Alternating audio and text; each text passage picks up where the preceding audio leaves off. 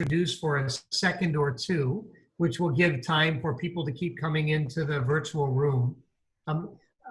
So I'll introduce for just a minute or two, and then I'll exit and allow the people who know more to handle the introductions. Welcome all, many new faces here. My name is Gary Ritter, and I'm at the School of Education here at St. Louis University, and we've been holding the speaker series for the past 2 years plus. And we have had to, do the new word pivot and be flexible and do all the new things. And one opportunity that has presented itself with Zoom is we've been able to get speakers who could not have perhaps come to us otherwise. So we're really excited to start off the 2021 academic year, as strange as it is, with our speaker series. And this is a great collaboration where SLU was able to tag along with a wonderful group called Brace for Impact, which maybe Jamie will tell us a bit about. And also our main speaker today, Dr. Albert from P4H, which was previously Projects for Haiti, but is now just P4H, I believe. And we'll let Jamie Wellborn introduce our speaker and the whole collaborative group, and then we'll get started. So welcome to those of you who have already signed on. Thanks, Jamie. All right, thank you, Dr. Ritter. Sorry about that. The St. Louis University School of Education and the Prime Center are pleased to introduce Bertrhude Albert, who will be giving a talk today on successes and challenges faced in the quest to transform Haiti's educational system. This presentation will be recorded via Zoom. In this lecture, she will be discussing the crisis faced by Haiti's educational system through key challenges such as low enrollment, poor literacy rates, lack of government oversight, and a shortage of qualified teachers. Albert serves as CEO and co-founder of P4H Global, a nonprofit aimed at radically transforming Haiti's educational system by training Haitian teachers. Therefore, she will be sharing challenges and successes faced while on the mission to reconstruct this system. Throughout her career in the field of educational reform, Albert has led P4H Global to train over 6,000 Haitian educators in all 10 of Haiti's geographical departments. Today, P4H Global provides intensive teacher trainings and classroom observations to many of Haiti's key educational institutions, including the Haitian Ministry of Education, the Inter-American Developmental Bank, and the Digicel Foundation. Albert has received many awards for her work with P4H Global, including the University of Florida's Hall of Fame, the University of Florida's 40 Under 40, the University of Florida's Center for Latin American Studies Young Alumni Award, Florida's Chamber of Commerce 20 Under 40, among others. Additionally, she has been invited to be a TEDx speaker twice and often serves as a guest speaker for graduate and undergraduate courses across the state of Florida. As a Haitian American, her greatest honor is having the privilege of giving the rest of her life to seeing her country and her people rise.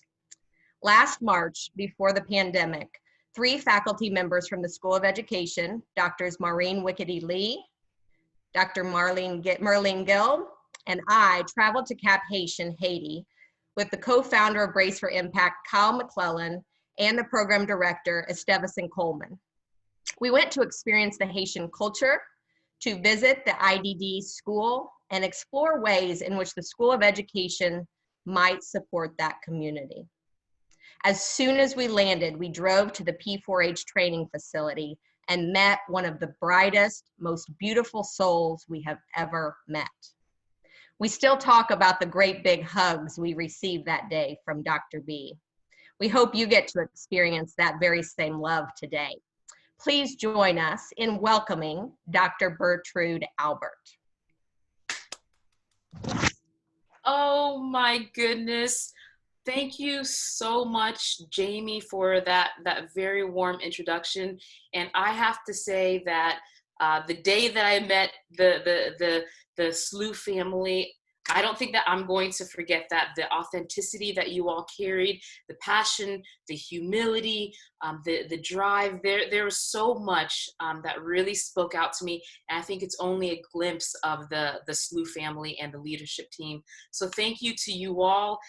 Thank you so much, Dr. Ritter, for letting me join you all. And for everybody that is listening, thank you for letting me take part of your day. I think time is the most important resource any human could ever have. And so I thank you for giving me your most important resource this afternoon. Today, I am going to be talking about something so incredibly special, which is Haiti. And I'm so thankful because we not only have SLU on the call, but also on this call, we have the founders of Brace for Impact. We have Kyle and we have Bridget, who are leading an incredible initiative aiming to, and E's on the call as well, aiming to transform Haiti's educational system. And so it really is such an honor for me to be speaking. I think one of the challenges of Zoom is that I can't see you all face to face, and I'm not in the same room as you all, but you know what, the SLU family, the authenticity that you all have, and the incredible vibe that you all bring, I'm feeling it already, so it almost overcompensates for the distance that we're experiencing right now. And so with that, I am going to go ahead and share my screen with you all so that we can begin. Okay. Wonderful. I believe my screen has been shared. If it's shared, can somebody give me a thumbs up?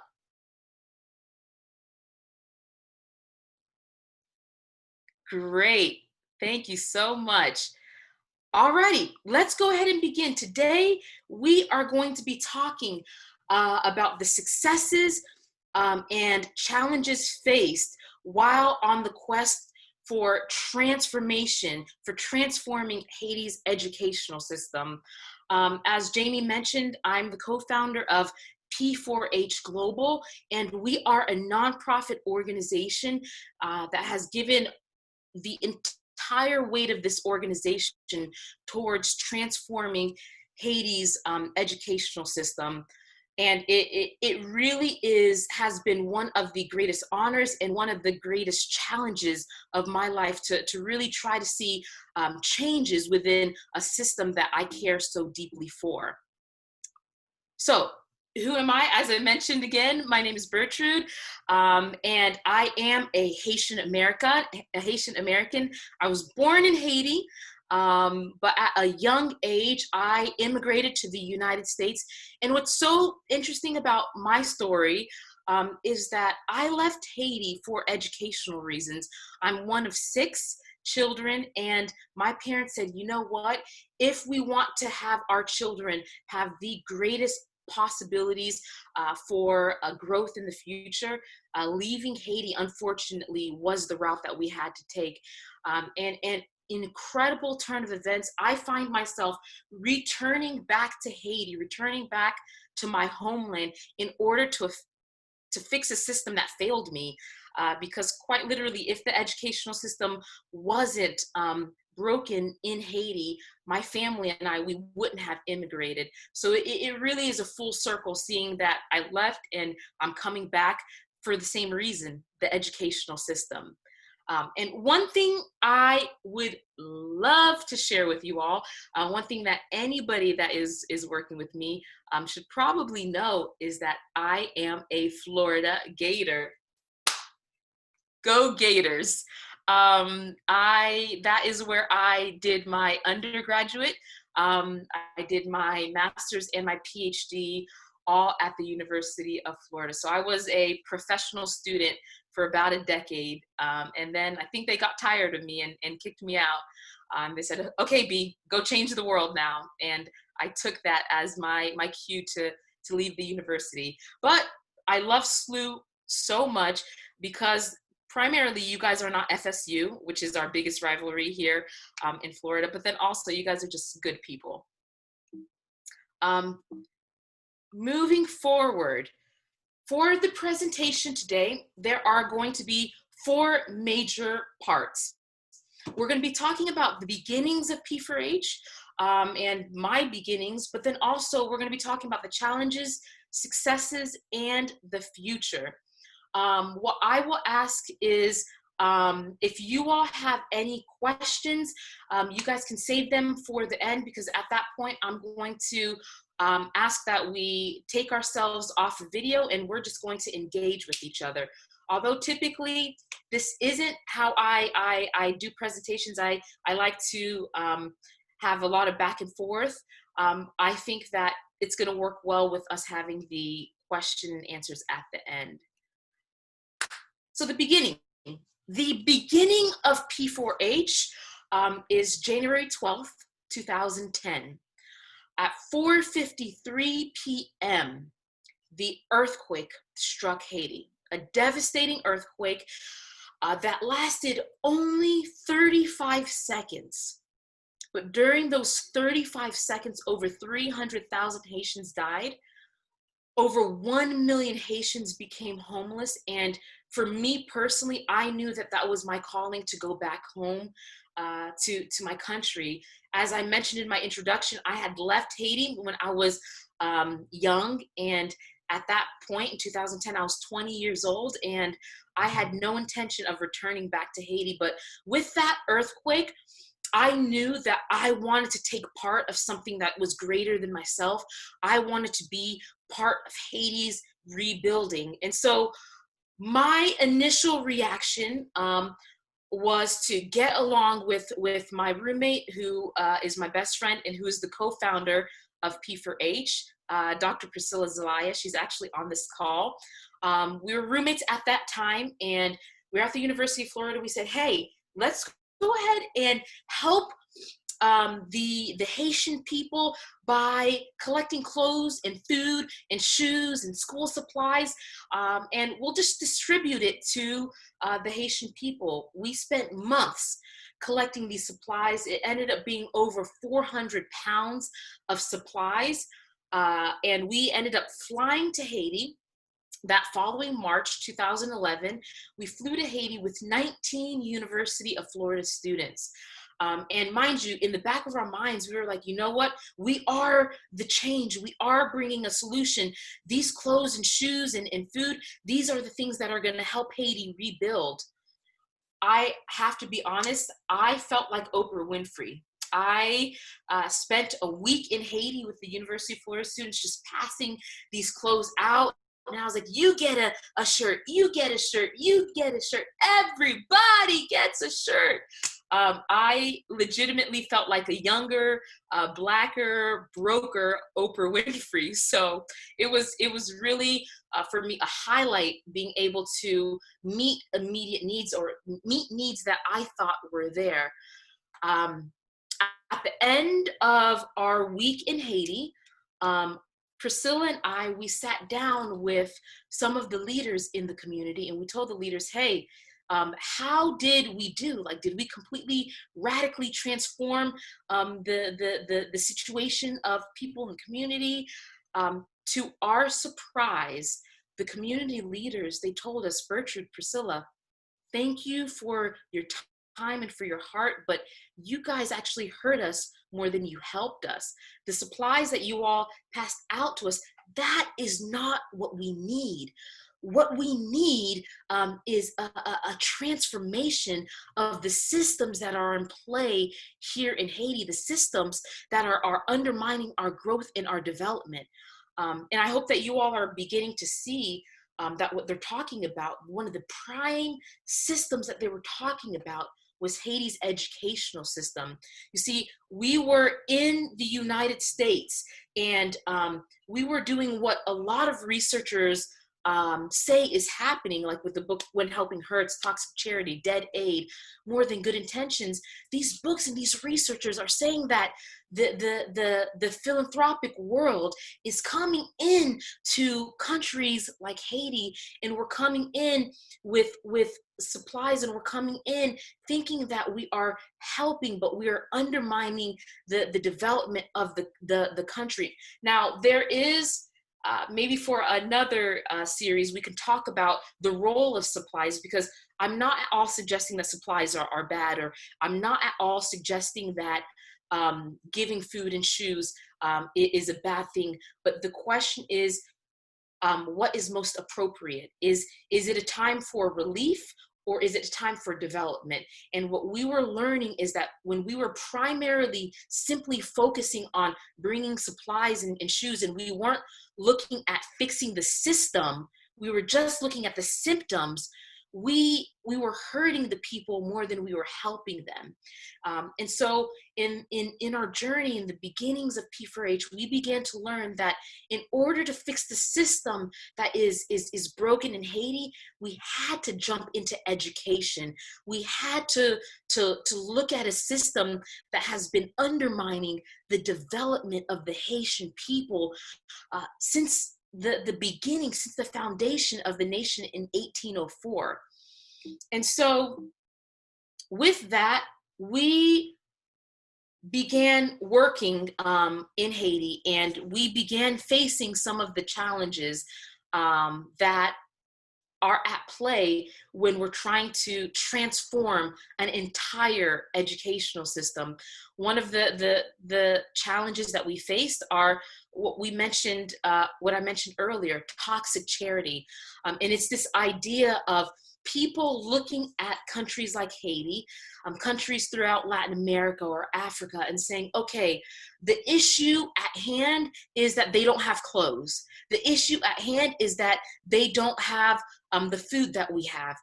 But when we look at those issues, when we look at Haitians not having the same clothes that we have, or not having the same quality of food, at the heart of these issues, it's a broken educational system. And one of the greatest disservices that we can do as people that are wanting to be allies with vulnerable communities, one of the greatest disservices that we can do is just trying to focus on the symptoms without getting to the deep-rooted, underlying, foundational, structural issues that are in the country. And so this idea of toxic charity, that has been a great challenge for us, in not only working with donors and saying, hey, it's not just about feeding people, but ensuring that in the future they're able to feed themselves. In the future, they're able to feed their children and their children's children. So working with donors has been a challenge, but then not only that, but then also the Haitian people. In working with the Haitian people, helping to really redefine what aid looks like, helping to really walk alongside of them and really see that at the end of the day, giving a plate of food, that isn't going to change their circumstances. What's going to change their circumstances is investing in the capacity of the Haitian people, also known as education. So number one, toxic charity. Number two is the quality of education. Now, this has been, I think this is why the connection with SLU faculty and with Brace for Impact was so endearing, and it was so beautiful for us. It's because this idea that we were all on the same page, that education ends poverty. And if there isn't a good quality education offered to the Haitian people, the future will not be a viable future for the nation. And so that foundational truth with the SLU faculty, with Brace for Impact and P4H, that really propelled the partnership forward. When we look specifically at Haiti, we see that there are four major challenges in the quality of education. Number one is the lack of government oversight. In Haiti, 85 to 90% of schools are privately run. It's actually the flip of what's happening here in the United States. In the United States, about 85% of schools are publicly run. And so in Haiti, that wouldn't be a problem other than the fact that Haiti's Ministry of Education is severely underfunded. And when you have a ministry that is severely underfunded and they have to oversee thousands upon thousands of schools that are run international, mostly internationally, it poses a challenge for quality assurance. It poses a challenge for oversight. It poses a challenge for unity. Like, one of the prime things that you'll see is a school in Haiti will use a curriculum. You walk down the street to another school in Haiti, they're using a different curriculum. You walk down the street, the other school is using another curriculum. It's very hard to find schools that are using the same curriculum. Not only that, but then the oversight of teachers, or the oversight of school exams. You see that there is a clear challenge with the government being able to provide what is needed in order for there to be quality education. Not only that, you'll see a low enrollment. There's about 85%, according to USAID in 2020, about 85% enrollment in Haiti for primary schools. It is better than the past, but still it's quite low for the Western Hemisphere and for Latin America. Also, you'll see that there's poor literacy rate. About 75% of students in Haiti, children in Haiti, when tested for if they're able to read, 75% weren't able to read even one word. And this is a study that was published for 2020. And so we see the literacy rate in Haiti, it's the lowest in Latin America. And the fourth, and for us P4H, the most important piece of the puzzle is a shortage of qualified teachers, a shortage of individuals that are able to go inside of the classroom and teach students. What specifically am I talking about when I say qualified teachers? 80% of teachers in Haiti have not received pre-service training. That's 8 out of 10 teachers in Haiti haven't been trained at all to be educators. 25% of Haitian teachers haven't gone past secondary school. Like 1 out of 4 teachers in Haiti, they haven't passed high school. Can you imagine going inside of a classroom where the teachers haven't been trained, and the teachers, a significant amount of teachers haven't even finished high school? And so when we are looking at the crisis of the educational system in Haiti, the challenges of the educational system in Haiti, the reason why P4H, we've looked at quality of education is because research shows over and over and over again that a teacher has the greatest impact on a student's success. Even if I am teaching underneath the shade of a huge mango tree in Haiti because I don't have a school building, if I have the skills and the ability to reach my students, I can still see success within my students.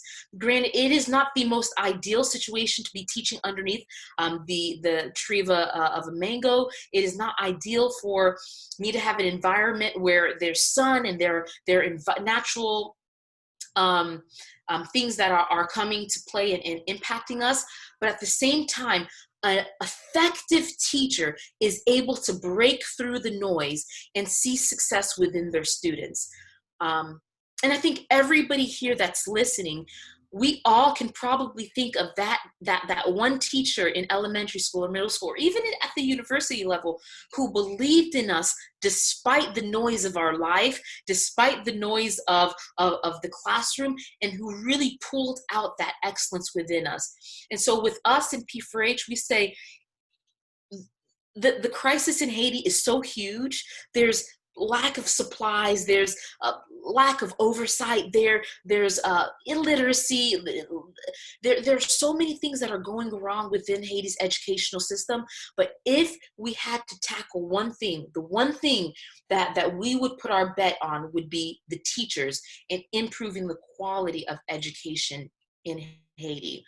And so we see that all of this, the struggle within the Haitian educational system, it all leads to the fact that 60% of students in Haiti, 60% drop out before they finish the 6th grade. And so you can imagine Priscilla and I, if we can rewind just a bit, Priscilla and I, when we were sitting talking with our Haitian partners in Haiti after our first trip, and they were talking to us about the real struggles, the real structural struggles within the nation. In the back of our mind, we're thinking, man, and we came with 400 pounds of clothes and food and shoes. Like that wasn't the problem. Like, we came with Band-Aids when there was a bullet wound.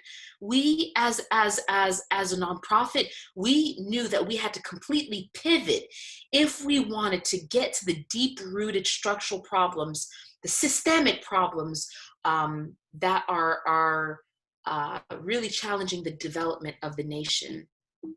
And so, yes, we basically talked about that. Education ends poverty. Let's see if I could. And we spoke about this. I got a little bit ahead of myself. Education quality rather than quantity is at the heart of transformation for Haiti's educational system. And what do I mean by that? Haiti, if you go in Haiti and any of the major cities or even the rural cities, a school will almost automatically be connected to a church, and churches are all over Haiti. So access to Haiti, access to education in Haiti isn't really the challenge for the nation.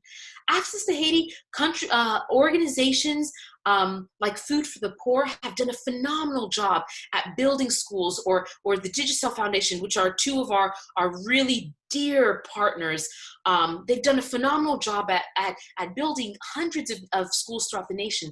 The issue is that we've got the schools, but in the schools, the teachers are not trained, and the teachers are not able to teach in a way that will reach the potential and pull out the potential of these students. So again, it's not necessarily the quantity, but it's the quality of education that we're really trying to fight for in Haiti. So I think that we've already really outlined the challenges within Haiti's, within our quest to transform Haiti's educational system. The first point that I mentioned is toxic charity, and how aid historically has come in the form of what Priscilla and what we did in the beginning, just focusing on clothes and food and shoes and not really focusing on education, which again, another plug for SLU and a plug for Brace for Impact. That's why we really connected. We believe that education ends poverty. The second challenge that we spoke about is the actual quality of education in Haiti. We talked about the illiteracy rate. We talked about lack of oversight. And for us, P4H, we specifically spoke about teacher training or teacher qualification, which has been the greatest challenge to transforming Haiti's educational system. But now I want to shift in the last, I believe I have about 15 minutes left, which, side note, time flies by when you're having fun. So yes, the last 15 minutes, I want to look at the successes that we've experienced or that we've seen, and hopefully this will spark something within you all, because I'm pretty sure on this call we have individuals that are world changers, individuals that will go to start their own nonprofits or lead departments within SLU, and hopefully our example will spark something within you. So the successes. 3 major successes. We've seen successes within our team, within our program, and successes with our impact in Haiti, within our team. So this is the P4H staff. We have a couple of individuals missing, but we have 20 full-time staff members that are trainers in Haiti. These staff members have trained over 6,000 educators across the nation of Haiti. They are currently in all 10 of Haiti's educational system, educational departments. And so that means that their reach is very wide. We'll go into how deep it is a little bit later, but these individuals, they are quite literally the faces of change in Haiti. Now, the reason why I say this team has been one of the greatest successes of P4H is because when we began P4H, Priscilla and I, we were the ones that were doing the teacher training. At that time, Priscilla was getting her master's in education. I was getting my master's in development. There we go. I was getting my master's in development, focusing on Haiti. And both of us were on our track to get our Ph.D. in ag ed.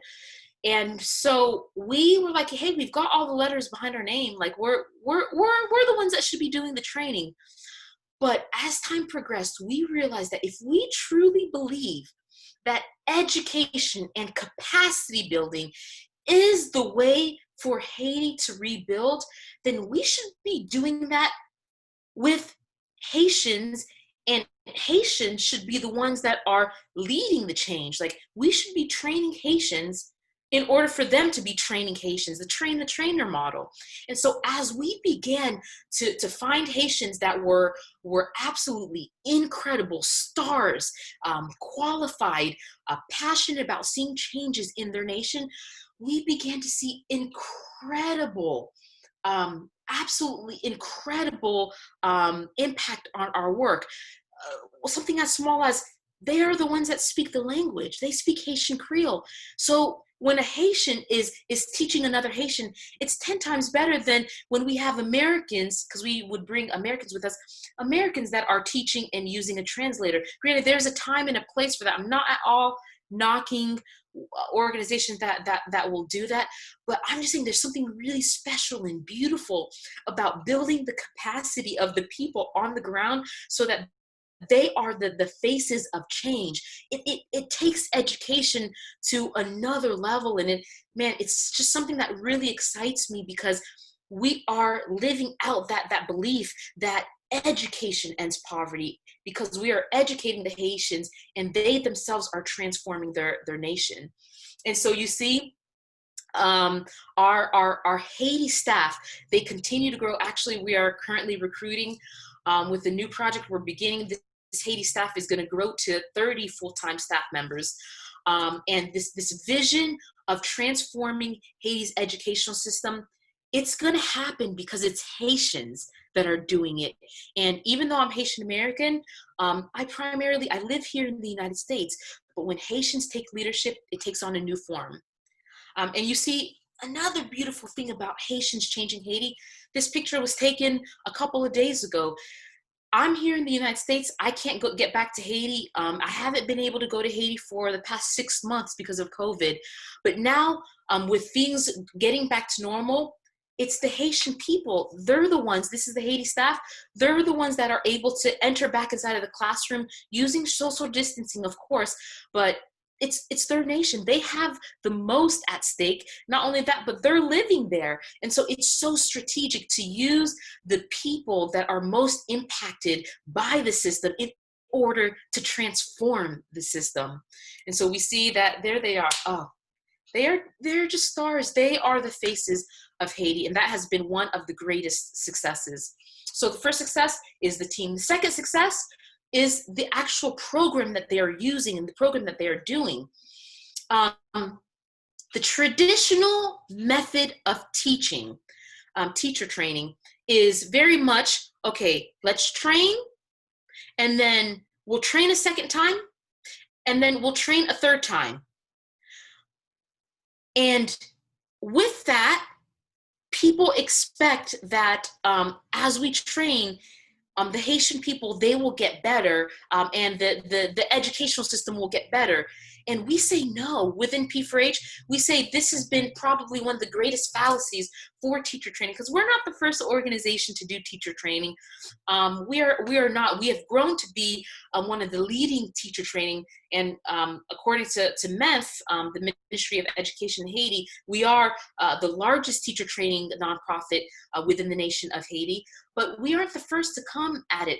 The thing that's different with our staff is that we don't just train and expect to see changes. our Haiti staff, they use a model that has an iterative feedback loop. So we begin with a diagnostic in order to see where the schools are, in order to see what are the strengths, weaknesses, opportunities, threats. We see what are the resources already there at the schools, what are the assets, what are the things that we are working with. After we have that diagnostic, which again, it does pull and understands for the past 3 years, how have students been performing on the national exams. After we have the diagnostic, it's then that we enter into training. And this is a training that is so dynamic. The trainers, I know the SLU family that came and visited us, you guys were able to meet Eve. He's only a glimpse of the excitement and the energy and the vision and the youthfulness that the P4H Haiti staff, they have. They infuse all of that within our training. And this 3-day intensive training is basically a kickoff training that leads into this iterative feedback loop that lasts 3 years. So we do a diagnostic, then we do training, and then we accompany the teachers. This is where P4H, we do things slightly different, or quite different than what typically happens in teacher training in Haiti. We enter all of our teachers into professional learning communities where specifically we use WhatsApp, because almost all of the teachers we work with, we noticed they had smartphones and they were on WhatsApp. And so we said, why not use the technology, low-grade technology that they already have? We make WhatsApp groups with these teachers, and these teachers are, every week we send them videos of strategies, student-centered strategies. We send them so much material and they engage with us, and we track each teacher's engagement with P4H. After that, we don't just end with the professional learning communities, but our staff, because they are Haitian, they live in Haiti, and they are very mobile, they're able to go to the different departments year round. We are able to do classroom observations and coaching with them. I don't really have too much time to dig deep into that, but it's just a really dynamic time where our trainers will go inside of a classroom, and they will sit down the first day, do classroom observations, take notes of the strengths and weaknesses of each of the teachers. At the end of the day, they will model a specific strategy like think, pair, share, or another, typically they're Kagan strategies that we use, student-centered strategy that we use, model it for the teacher in front of their students. That's the first day. The second day, they enter inside of the classroom, and then they co-teach. And with the co-teach, the teacher takes the lead, and we specifically have them do the exact same strategy our teachers did the day before. And our trainers are able to stand beside these teachers and walk alongside of them, training them and transforming their teaching practices. After the classroom observation and the co-teaching, we return back to the professional learning communities on WhatsApp. And we finish off the year just engaging with the teachers. And you will see that is the first cycle right there. If you look at my arrow, that is the first cycle. But then you keep on going. That's year one.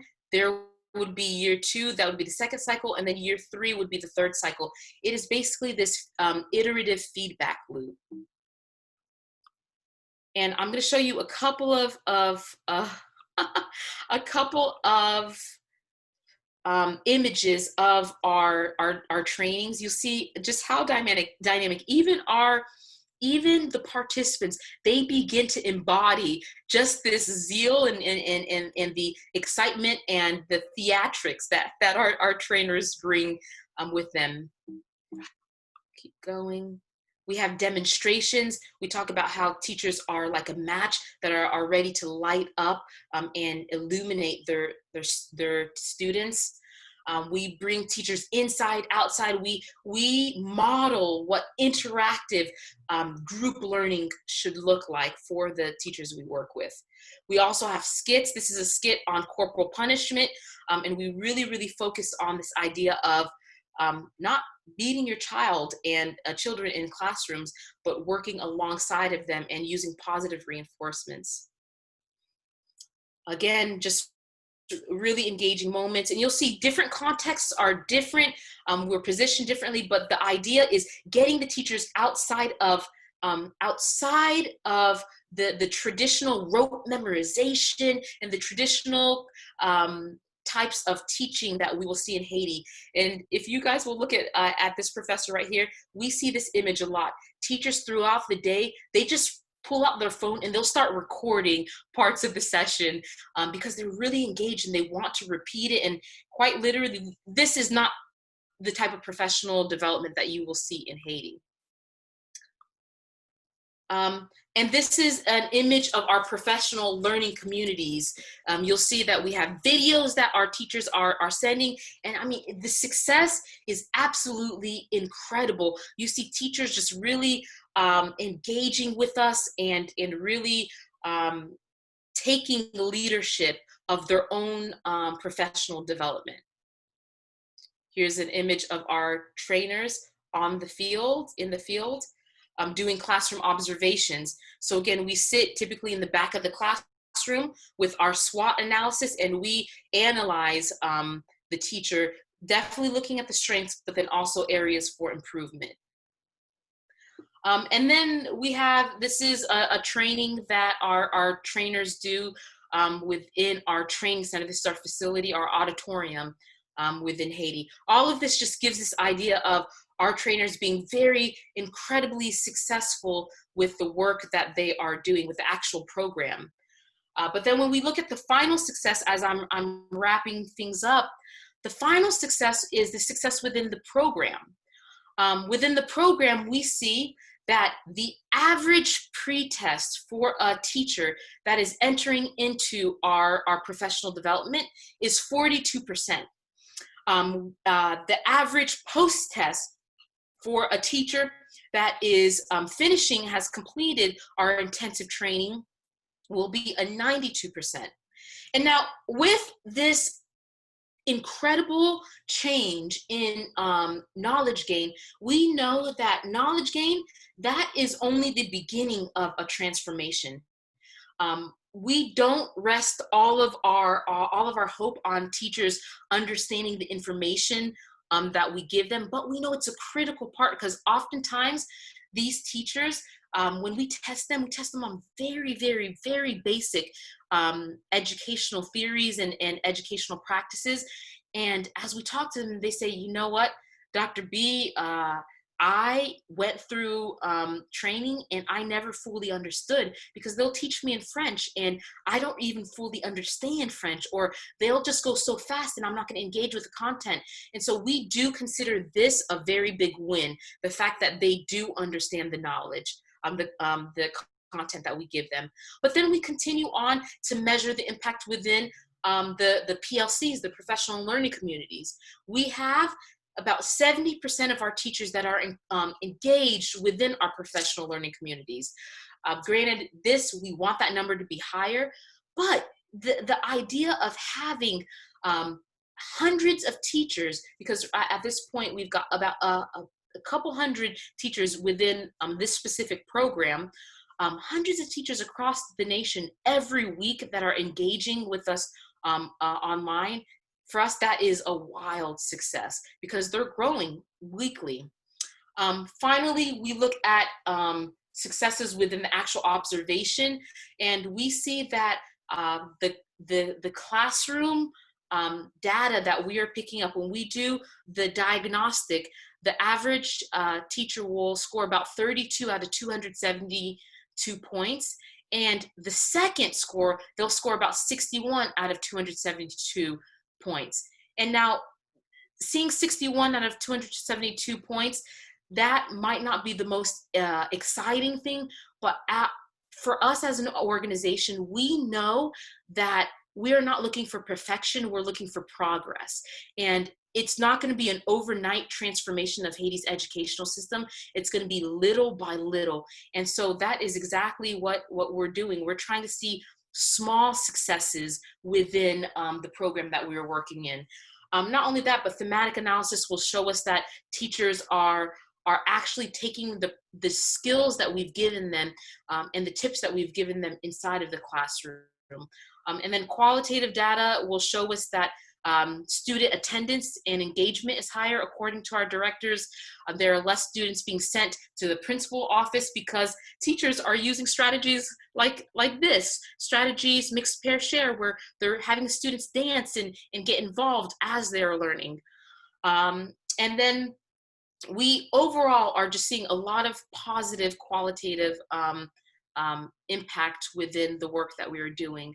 Long term, we want to see changes within the test scores. We want to see a decrease in school dropout rates, and we want to see student and teacher attendance increase. But these long-term tracking points, we know that this is how we're going to be able to see a radical transformation in Haiti's educational system. And as I'm concluding the actual teaching, the actual presentation, I do want to bring the Haiti staff back to the forefronts. I know that as we are looking at the future of this organization, these trainers are the future of the organization and the future of our work. They continue to innovate, and they continue to pioneer change in their nation. And so our goal as a nonprofit, for us here in the United States that are full-time for P4H, our goal is to simply invest in these trainers' capacity, affirm their dignity, and then get out of the way and see them transform their nation. Because the same thing we are doing with these trainers, they are doing with the Haitian teachers. And the same thing these Haitian teachers are doing, the same thing that we are doing with the Haitian teachers will do with the Haitian students. And as we are looking at this chain of events, P4H US staff invest in the Haiti staff investing in the teachers investing in the students, we know that ultimately we are leading to change within the lives of these Haitian students. And this student right here, his name is Jude. He lives in Cap Haitian. He recently told me that he would like to be the president of Haiti. And as I conclude, I would just like to tell you all that with everything in me, with all my entire heart, with my entire being, I believe that he can be the future president of Haiti, and that he will be the future president of Haiti. And we, P4H, we have a specific role in ensuring that Jude is able to achieve the dream that he has set out for himself. And that is the end of our presentation. I know that was a little bit long, but I hope that was okay, Jamie. It was perfect. You left some time for questions, and Jamie will moderate questions, but no, it was perfect time. And then I'm sort of filling a little time while people are thinking of their questions, maybe. And you should feel free to type questions into the chat box, and we'll keep an eye on those. Jamie and I will, or just pop in and verbalize your question while we can. Yep, you can also use the participants and raise your hand in there too. That'll just kind of keep an order for me of who wants to say anything or ask questions. Thank you again so much, Dr. B. Of course, and I see that there are some. Okay, Dr. Ritter, thank you so much for the encouragement. And then I see Danielle, thank you for the very nice. And Kristen said, love this teacher training model, beautiful and brilliant. Yay! All right, we have one question. I think Danielle Davis, Dr. Davis. Yes, greetings, greetings, greetings. Hello, Dr. Albert. Hello, Dr. Davis. Welcome, welcome, welcome. I wanted to know, excellent presentation and such important, very important work that you're doing. And I'm a proud member of the Haitian Studies Association, and your work really reminds me of, in addition to my collaborative work with other Haitian scholars, my trip to Ghana, West Africa, some months ago in December, I toured quite a few schools in Ghana, West Africa. And one thing that I really left away with is how there appears to be this brain drain that I observed in terms of Ghanaian education, where in essence, you know, you have these fabulous youth and you ask them where they're going, or you even ask their counselors and teachers, where do they go after they complete high school? They're going to, you know, University of Michigan. They're in Ghana, West Africa, but they're going to the University of Michigan, University of Ohio. You know, they're going to private schools throughout the United States. They're going to Europe. And I'm concerned because I think that what happens is a lot of the youth in places like Ghana and Haiti, you know, they go elsewhere for their education, and then there's not a return. You have returned, and that's beautiful and that's excellent, and I applaud you and I celebrate you and honor you for it. But there's so much talent that doesn't return to rebuild, right? And I'm just curious, in terms of your wonderful program, has that been discussed or talked about in terms of who are we educating, and educating for who and for what purpose, both short term and long term? And I'll go ahead and mute myself. Dr. Davis, thank you so much for that question. It's so relevant, and that is something that we continuously talk about. We've got this, when I was doing my studies at UF, we talked about it as like a wicked problem, right? This really intricately dynamic, complex problem where there's a weakness in the educational system, but then there's also brain drain, but then there's also a lack of resources. And all that to say, we know that one of the limiting factors of what we're doing is the fact that there is a brain drain. But we, as a nonprofit, we said, okay, we can only focus on one thing. We can only try to transform the educational system with one thing.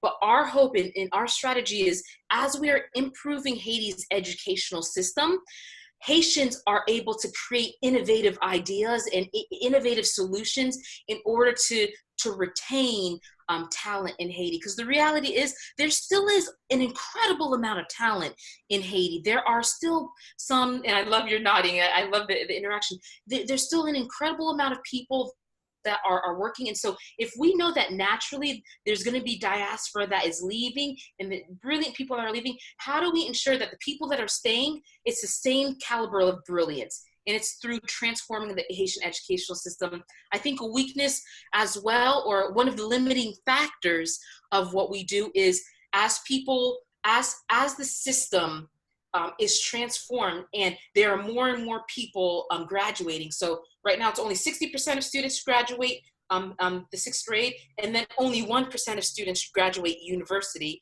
So as we transform that system, where are the jobs? Like, what do they do? And I think with that, there are two, our train of thinking it's twofold. The first is we need to attack things little by little. And so for us, the first step is transforming the system. And as we see success in that, okay, either we're going to veer off in that way, or other organizations, or ideally it's going to be the Haitian people that, as they become more educated and connected to different types of thinking, they're going to be able to create solutions to their problems, because they're the ones living in the problems. They're the ones living in these challenging situations, which means that they know it more than the outside world. And so again, our strategy is transform the system. As the system transforms, the people within the system can transform the situation. Does that make sense? Thank you. Thank you for the question. All right, we have another one in the chat from Mary. How would someone living in Haiti apply to be part of P4H Haitian team? Ooh, I love the question. Actually, very relevant question, because as we speak, our Haiti team they're conducting interviews for this next batch of trainers that we are going to be bringing in, they could just send us an email at general@p4hglobal.org, and then we would forward it to our general director in Haiti, and we would connect them to the Haiti staff. Does the Haitian Studies Association know about this, Dr. Albert?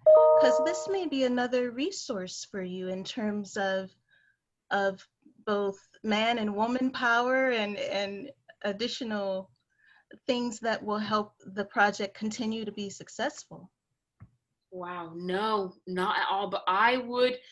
Oh, actually, are you familiar with Dr. Prue, Dr. Mark Prue, from the Haitian American, the Haitian Studies Association? I have not met Dr. Prue yet, but I'm a relatively new member. I've only been a member for maybe 2 years. Okay, so we are on an individual level connected to Dr. Prue. He serves kind of like as a mentor to me, and he works at the University of Quisqueya, but it's more of him and less of the organization as a whole. Even though I think he helped found it, I think he takes some type of leadership within it. But all that to say, Dr. Davis, if you have connections, I love networking. All right, we have about 3 minutes. Other questions? You can drop them in the chat or raise your hand in the participants box. Oh, I love this. Dr. Albert, I love your passion, your enthusiasm for the wonderful work you're doing. Thank you for this excellent presentation. I wish we could all meet you in person. I wish that too. We need to make that happen. Thank you so much for the encouragement and for liking the model. I guess if there aren't That was questions, me. would you be willing to end by talking to us about ways that you might benefit, that you might like involvement from us? What could we do? What could our faculty do? What could our students do? How could we be involved and potentially be helpful? Not bringing new cars and I love it. Thank you for the question, Dr. Ritter.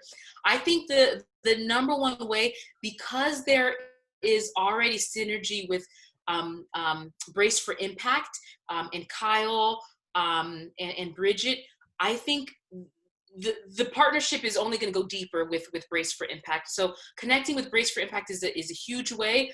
I know that hopefully in the future there would be opportunities for research.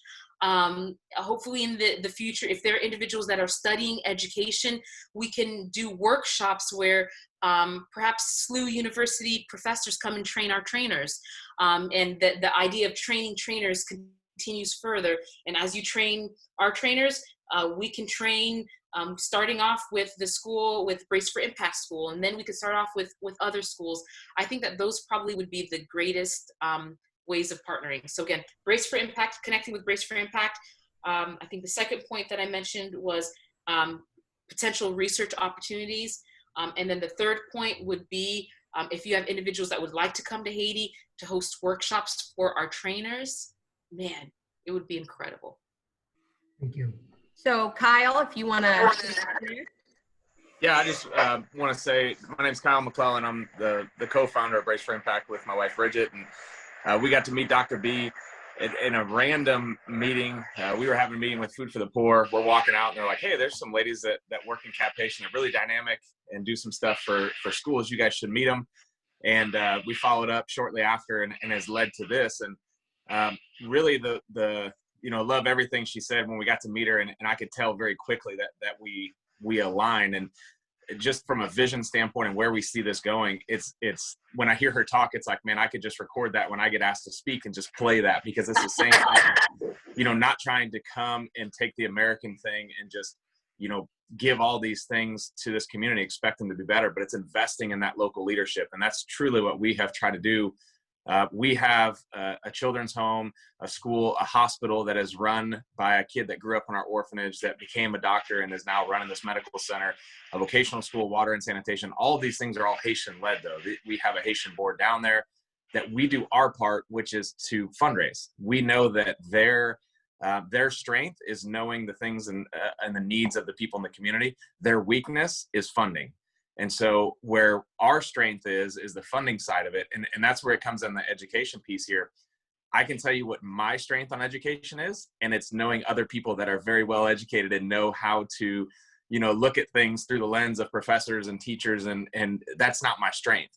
But to find, with Jamie coming to us and saying, hey, this is what we can do. And then to find Dr. B, it's just been such a great connection of people that are like-minded to come together and work. And what we see, hopefully when things open back up, is, partnering with P4H and helping to enhance them alongside with our teachers as well at our staff and really seeing where it's going. So I'm really excited about the future and potential here. And to know I can't do everything. My wife can't do everything, but if we can have specialized people that we've partnered with for our medical trips, that's the same thing you talk. I always say we lead from behind. So we try to come in and put our Haitians out in front, and we try to guide and assist them from the back. But we want the people in the community to know that when we leave, those Haitians are qualified. And it is worth your time to come there and see them on the hospital side. It's the same thing on the teaching side and things like that. So just love the model, love the partnership and what it could be. And we're in communication with the SLU team as we're trying to figure out what is the best way that we can come alongside and enhance the things that you do on our staff. So anything that we can do, Jamie or any of the staff that was down there can communicate with us, and we're really excited about it. Thank you, Kyle. All right, so I want to do two things. I want to honor people's time that need to log off since it is 12:30, but I do know that we have a couple other questions. And so if Dr. Albert, if you're still available for just a little bit, we can keep this conversation going for a few more minutes so that everybody's voices are heard and we can make sure that our hearts are in the right place as we leave this conversation today. I'm available all day. Let's do it. Perfect. Danielle, Dr. Davis. Hello, I have a follow-up question, Dr. Albert.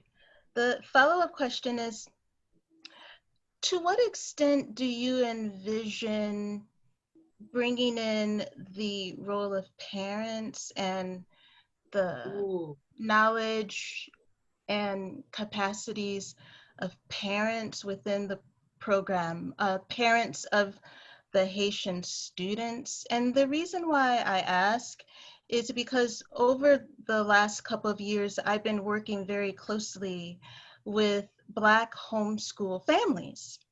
And, in this country, unfortunately, because of racist stereotypes and whatnot, there's this view of Black parents as uninvolved, not credible, lacking expertise, all of these negative stereotypes that are put upon Black parents.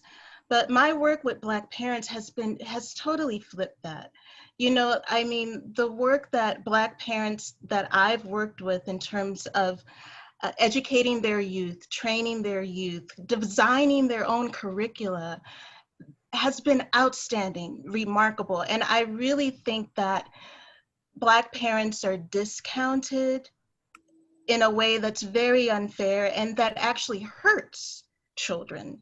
Like when you leave parents out of the equation and leave the brilliance of parents out of the equation, I think it actually hurts, particularly Black children, where in our culture, family is very central, at least in quite a bit of African-centered cultures. So I wanted to know, what are your thoughts on that in terms of your program and just looking at how parents might in the future, or maybe currently are already involved?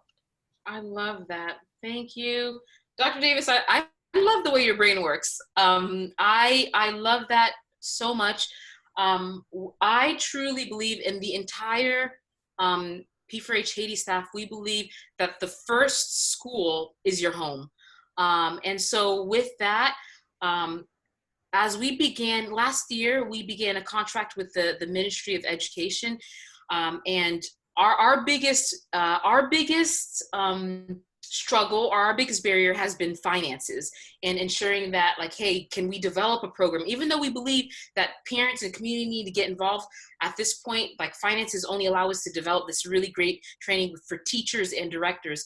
But as we worked with the Haitian government and with the Inter-American Development Bank, they funded us to be able to develop a program that now includes parents. And so as of last year, we have a program, and this program, after we train the directors and train the teachers, we go back and we train parents and we train community leaders, because we do truly believe that even during like COVID, without the parents, the virtual teaching, it wouldn't have existed. Not only that, but in the Haitian culture, we have the 3 L's. And the 3 L's are l'école, l'église, la caille, which are home, school, and church. And so because we have these 3 major pillars, we know that the home needs to be infused in education. And our program more and more is including the parents and including the family members. Thank you. Thank you. Thank you very much. Are there any last questions from anyone? Again, we want to thank Brace for Impact, specifically Kyle and Bridget McClellan, as well as Stevison, who are all on our call today. I know Dr. Ritter, Merlene and Maureen and I are very grateful for having the opportunity to go down there and experience the Haitian culture and find out ways that our SLU community can help support that community. Dr. Ritter did have to get off. He apologizes, but he's so grateful for you spending time with us today. And a big thank you from all of SLU School of Ed.